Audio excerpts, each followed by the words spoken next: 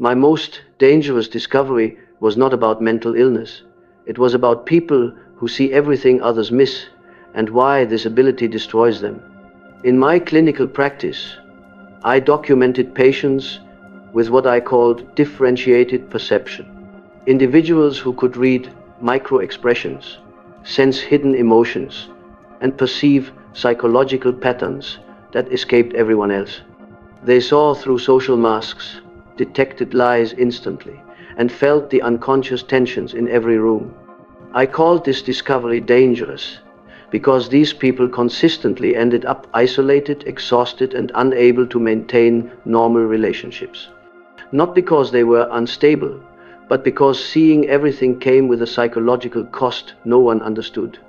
The case that revealed this discovery began with a patient I described in my private notes, a highly introverted, intuitive type who came to me in 1913 during my own psychological crisis following my break with Freud.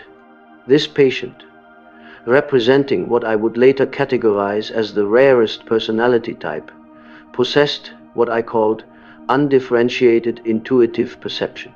She could walk into any room and immediately sense the psychological atmosphere. Who was lying? Who was in emotional pain? Who harbored secret resentments? I wrote, "The patient displays an extraordinary capacity for perceiving unconscious contents in others, but this faculty appears to cause her considerable distress rather than advantage. She couldn't engage in small talk because she saw through every social facade.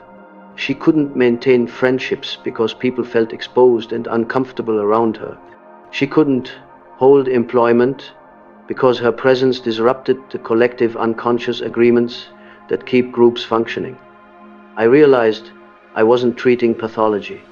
I was observing what happens when the unconscious becomes too conscious, when perception becomes too differentiated for social survival.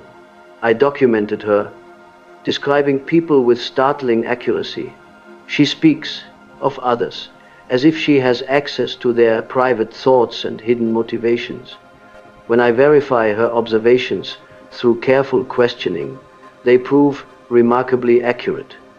This wasn't psychosis or delusion. This was consciousness so advanced it had become socially dangerous. But I discovered something even more disturbing. Because this patient's extraordinary perception seemed impossible to explain, I began investigating what I would later term participation mystique, the psychological phenomenon where individuals with highly differentiated intuition become overwhelmed by unconscious contents from others.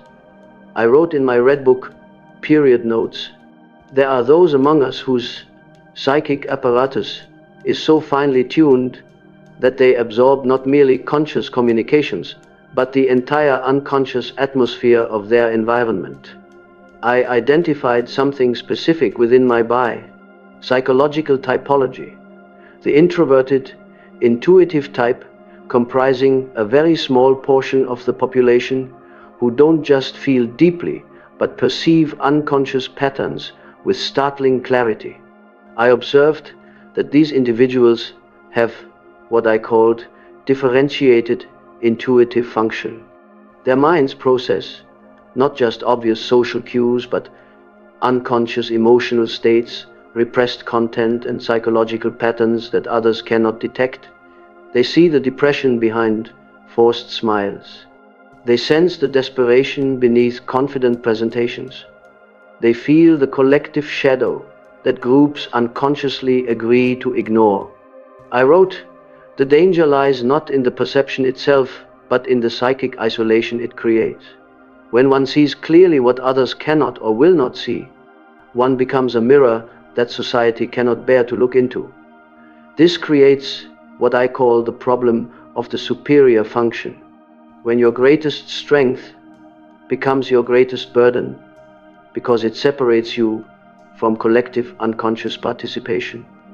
But I discovered the real danger wasn't the perception itself, because people with highly differentiated perception see others' unconscious contents clearly.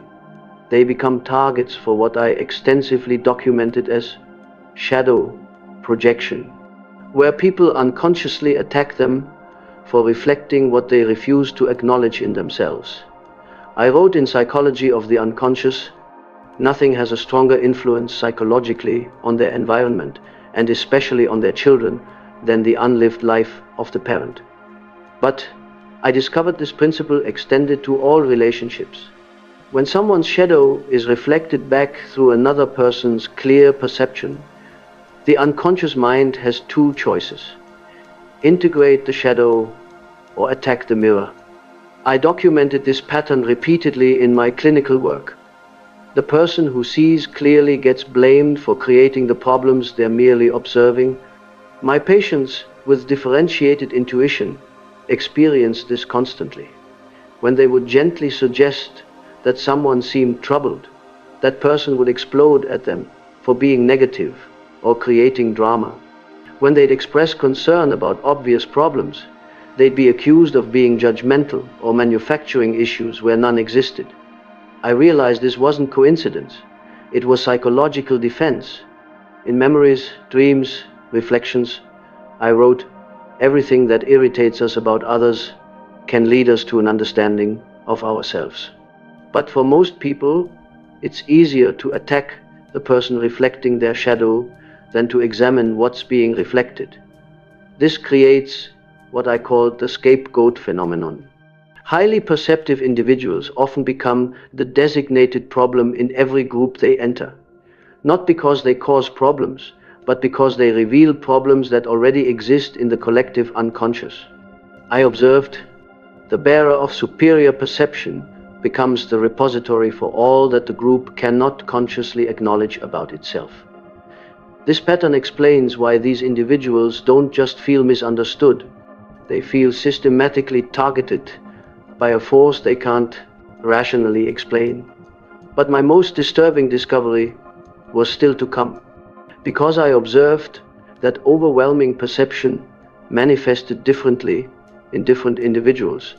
I identified 4 distinct patterns within the introverted intuitive type, each representing a different way of processing unconscious contents from others.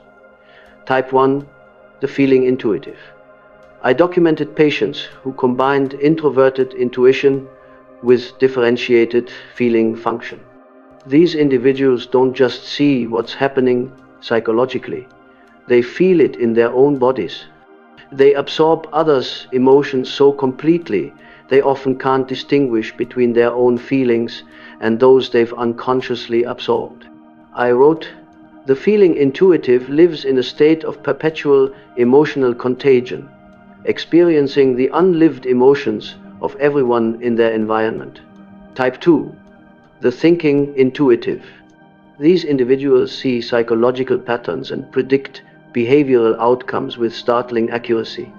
I observed they could forecast relationship failures, career disasters, and personal breakdowns months before they occurred, not through logical analysis, but through unconscious pattern recognition. I noted they possess an uncanny ability to perceive the logical conclusions of unconscious processes that others cannot yet see. Type 3, the sensation intuitive. I documented patients who could sense the physical manifestations of psychological states in others, detecting illness before symptoms appeared, sensing fatigue before it was acknowledged, or feeling the bodily tension that indicated emotional distress. I wrote, these individuals serve as early warning systems for psychological and physical disease in their environment. Type 4, the pure intuitive. The rarest type I encountered combined introverted intuition with what I called undifferentiated auxiliary function. They saw everything but had difficulty organizing or expressing their perceptions coherently. I observed they live in a state of perpetual overwhelm, receiving vast amounts of unconscious information without adequate psychological structure to process it constructively.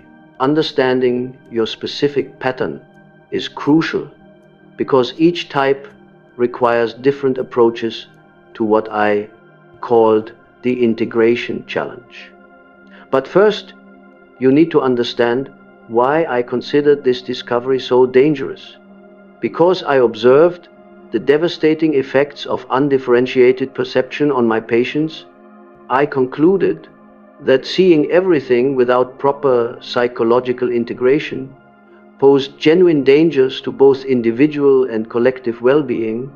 I identified 3 specific dangers that made this discovery so threatening.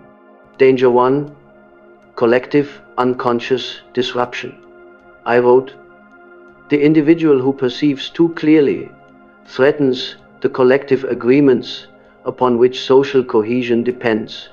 When someone sees through the shared illusions that hold groups together, the unspoken agreements to ignore certain truths, they become a destabilizing force. I observe that organizations, families, and societies function partly through collective unconscious agreements about what will and won't be acknowledged. The highly perceptive individual inadvertently violates these agreements simply by existing authentically. Danger 2, psychological isolation. I documented how differentiated perception creates what I called the problem of superior function.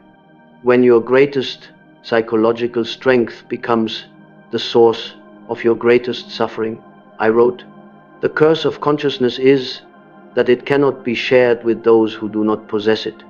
The individual becomes an island of awareness in an ocean of unconsciousness. This isolation isn't just social, it's existential. These individuals often report feeling like they're living in a different reality from everyone around them. Danger 3, identity dissolution. Most dangerously, I found that people who absorb unconscious contents from others often lose contact with their own authentic personality. They become so flooded with external psychological material that they can't distinguish between their own inner world and what they're absorbing from their environment. I called this participation mystique, a state where psychological boundaries dissolve and the individual becomes merged with collective unconscious contents. I wrote, the danger is not merely social exile, but psychological annihilation, the complete loss of individual identity in favor of collective possession. This is why I considered the integration of superior perception not just therapeutically important, but psychologically urgent. Because unintegrated superior perception posed such dangers, I developed what I called the individuation process, a systematic approach to maintaining individual identity while developing conscious relationship with unconscious contents. Phase 1, recognition and differentiation. I taught my highly perceptive patients to first recognize when they were absorbing psychological material that wasn't their own.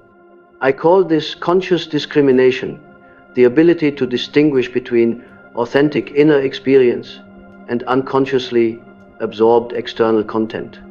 I wrote, the first task is to establish what belongs to you and what belongs to others. Without this discrimination, there can be no individual development. Technique, I instructed patients to spend time in complete solitude daily, allowing absorbed material to settle so they could recognize their own authentic psychological voice. Phase 2, shadow integration. I discovered that people who see others' shadows clearly often do so because they haven't integrated their own. The more you deny your own capacity for deception, selfishness, or cruelty, the more disturbed you'll be by seeing these qualities in others. I wrote, everything that irritates us about others can lead us to an understanding of ourselves, but only if we have the courage to look inward rather than remaining focused outward. Shadow integration means acknowledging that you contain every human quality you observe in others. This doesn't make you a bad person. It makes you a complete person who can see clearly without judgment. Phase 3. Conscious participation. The final phase involves what I called conscious participation in the collective unconscious. The ability to engage with others' psychological contents without being overwhelmed or losing your individual identity. I wrote, the individuated person can serve as a bridge between conscious and unconscious, helping to make the unconscious conscious in others without sacrificing their own psychological integrity. This requires developing what I called psychological containers, the ability to hold others' unconscious contents temporarily while maintaining awareness that they are not your own.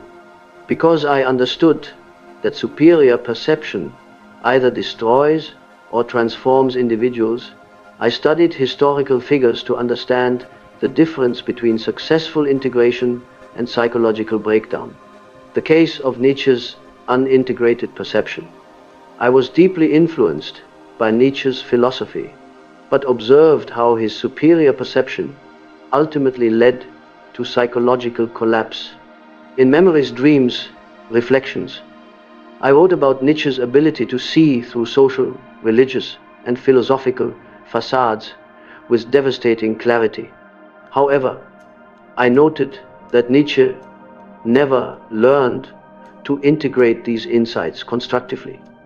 Instead of using his perception in service of healing, he wielded it as a weapon against society. I wrote, Nietzsche possessed extraordinary insight into human nature, but he remained identified with his superior function rather than integrating it into a balanced personality. I observed that Nietzsche's isolation and eventual breakdown represented what happens when superior perception remains unintegrated.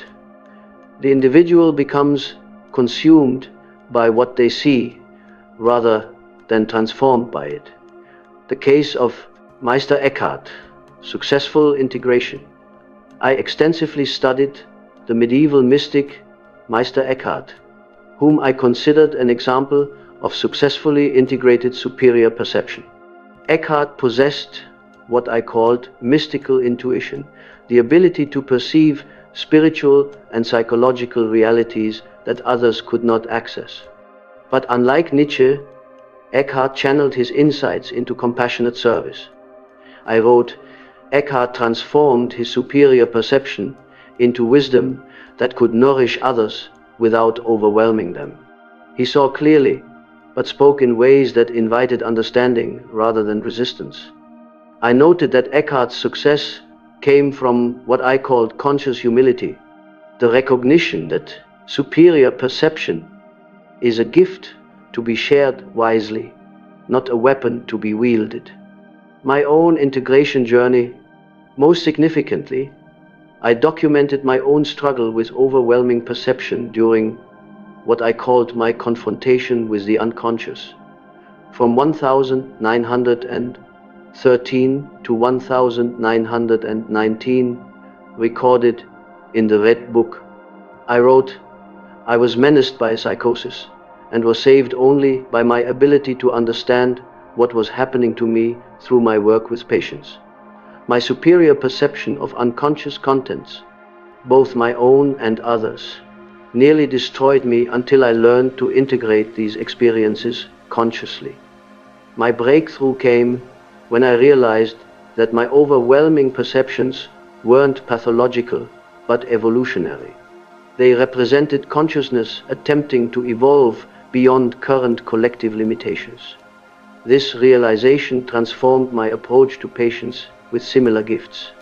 Because individuals with superior perception often face isolation, I emphasized the crucial importance of finding what I called the few who understand. Others capable of engaging with differentiated consciousness without defensiveness. I wrote in The Development of Personality, the privilege of a lifetime is to become who you truly are. But this privilege cannot be realized in isolation. It requires witnessing by those capable of recognizing authenticity.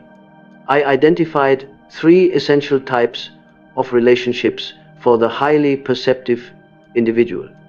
Type 1, fellow individuated persons. I wrote, the individuated person recognizes another individuated person immediately. There is a quality of presence, an authenticity that cannot be fabricated. These connections often happen instantly and intensely. You recognize each other as members of what I called the conscious minority. These relationships are rare but essential for psychological survival. With fellow individuated persons, you can be completely authentic without fear of overwhelming or threatening them. Type 2, those engaged in individuation.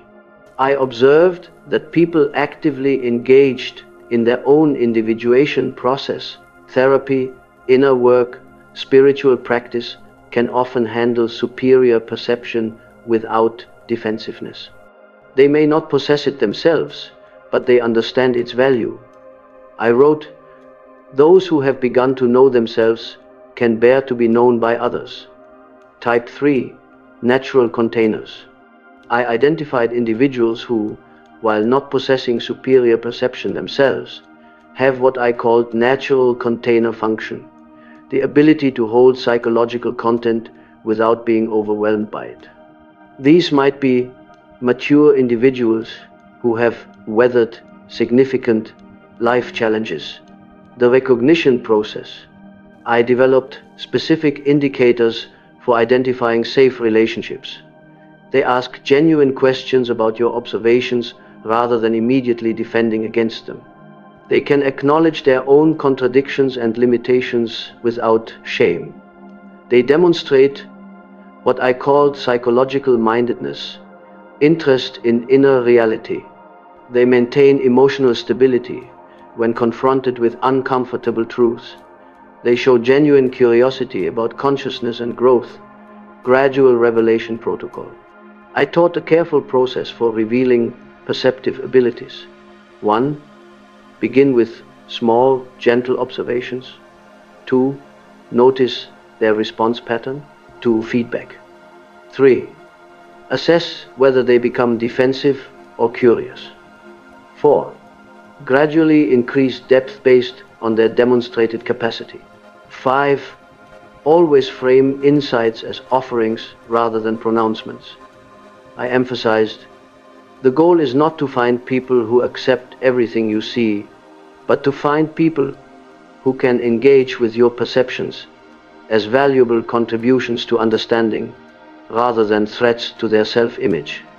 Because integrated superior perception serves both individual and collective development, I viewed successful individuation as essential not just for personal well-being, but for the evolution of human consciousness itself. I wrote in The Undiscovered Self, the individual has always been the carrier of the living spirit, the one who brings about the change in society. I believe that individuals who successfully integrate superior perception become what I called culture carriers, people who help consciousness evolve. The 4 stages of transformation. Stage 1, recognition without overwhelm. The first transformation occurs when you learn to acknowledge your perceptive abilities without being crushed by them. I called this conscious acceptance of the superior function. I wrote, the beginning of wisdom is the recognition of what one actually is, not what one wishes to be or fears to be. Stage 2, integration without isolation. The second stage involves learning to use your perception constructively while maintaining meaningful relationships. I called this social individuation, becoming authentically yourself while remaining connected to others. I observed the individuated person does not withdraw from the world, but engages with it more consciously. Stage 3, service without sacrifice. The third transformation happens when your perception becomes a gift you offer, rather than a burden you carry. I called this conscious participation, using your abilities in service of others without depleting yourself. I wrote, "The privilege of a lifetime is to become who you truly are, and then to offer that authentic self in service of the whole." Stage 4. Legacy without attachment. The final stage involves what I called transcendent function, using your perception to contribute to collective consciousness evolution without attachment to whether others recognize or accept your contributions. I observed the individuated person works for the future, not for personal recognition in the present. The integration becomes cultural medicine. I believed that individuals who successfully integrate superior perception serve a vital evolutionary function. They see what collective consciousness is not yet ready to acknowledge, helping to prepare humanity for necessary developmental steps. I wrote, "What is not brought to consciousness comes to us as fate."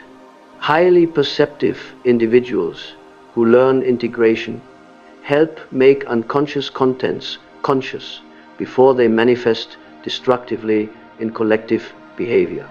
But I warned about specific pitfalls that can derail this transformation.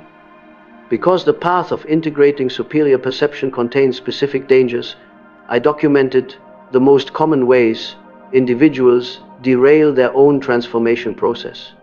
Pitfall 1, the inflation trap. I wrote extensively about psychological inflation when individuals become identified with their superior function rather than integrating it consciously.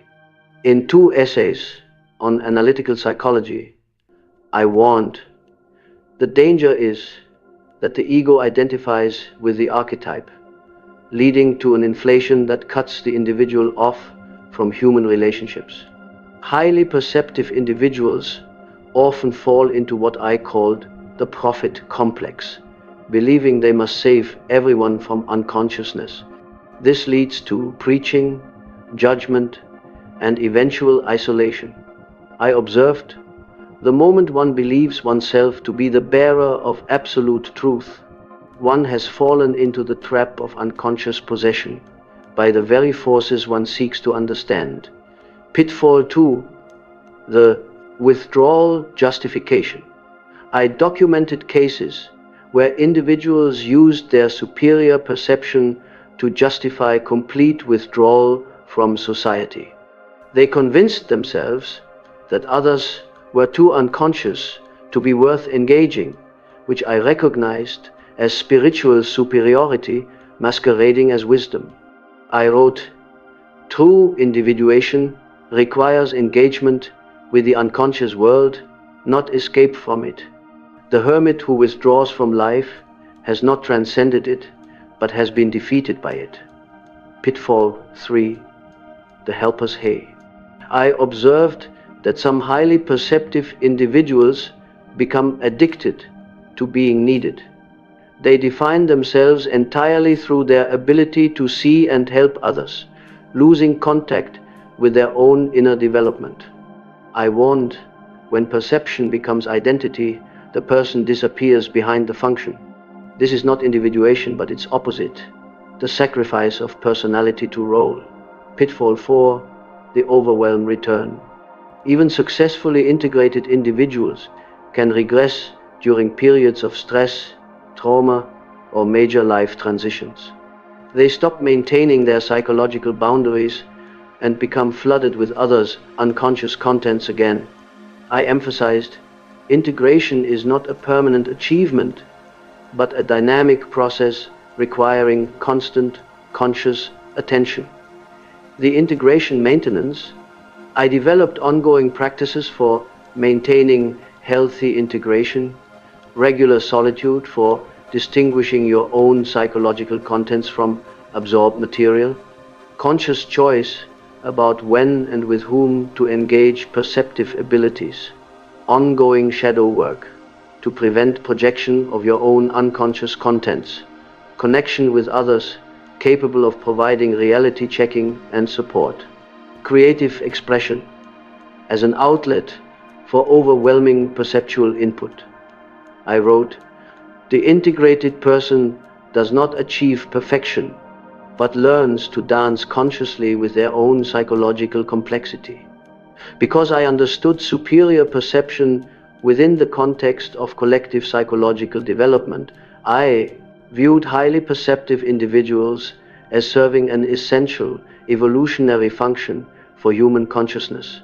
In The Undiscovered Self, I wrote, "The individual has always been the carrier of the living spirit, the one who brings about the change in society."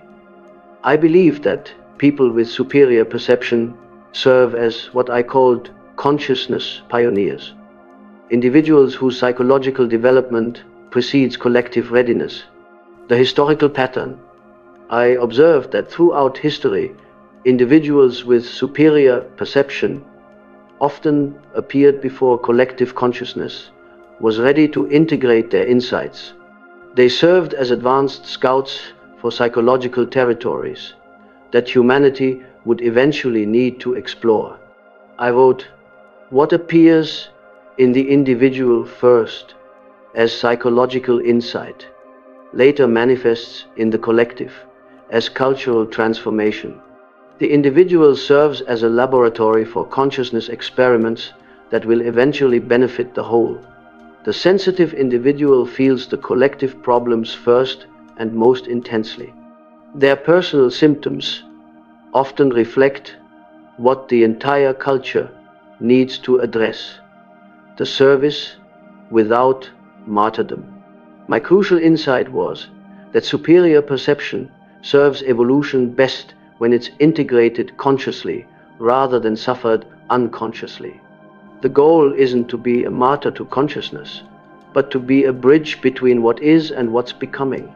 I wrote, "The individuated person serves the collective not by sacrificing their individuality, but by developing it so completely that it becomes a gift to the whole, the ultimate integration."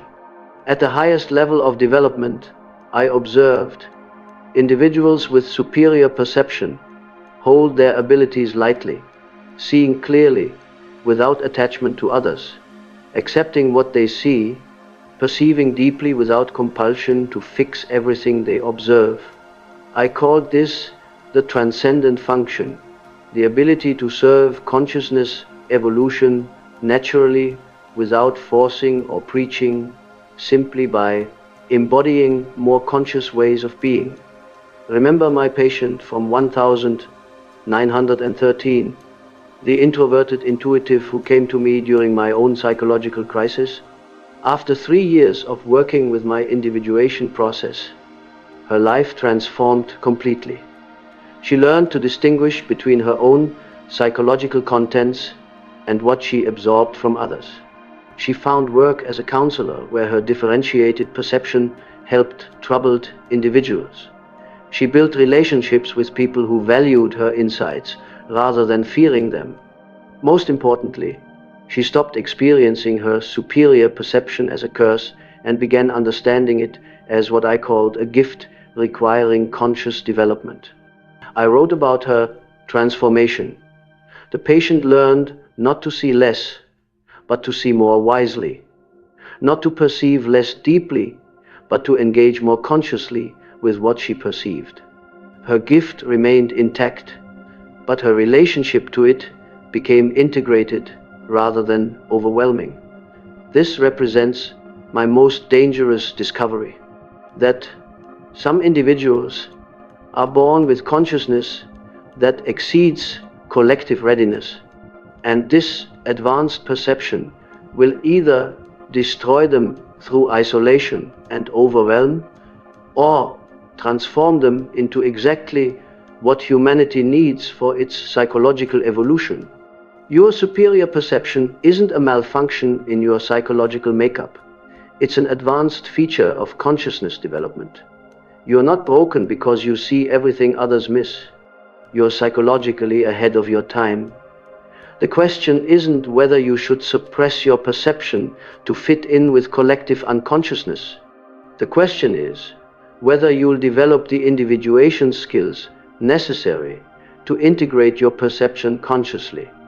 My individuation method offers a path from dangerous isolation to conscious service, from overwhelming perception to integrated wisdom, from psychological curse to evolutionary contribution. You were born to see everything, not to suffer in silence, but to serve. Consciousness evolution. The world needs your insights, but it needs them delivered with the integration, wisdom, and strategic awareness that transform dangerous perception into cultural medicine. Your gift is not your burden. Your unconscious relationship to your gift is your burden. Learn to integrate it consciously, and you become exactly what I believed highly perceptive individuals were meant to be. Consciousness pioneers, preparing humanity for psychological development that is inevitable but not yet obvious. My most dangerous discovery wasn't that some people see everything. It's that most people who see everything never learn to use what they see wisely. The danger isn't in the perception itself, but in failing to develop conscious relationship with extraordinary abilities. You are not too much for this world. You are exactly what consciousness evolution requires. Once you learn to wield your perception as consciously as I learned to wield mine, the danger of seeing everything isn't that you see too much. It's that you might never learn to see with the integration and wisdom your gifts demand.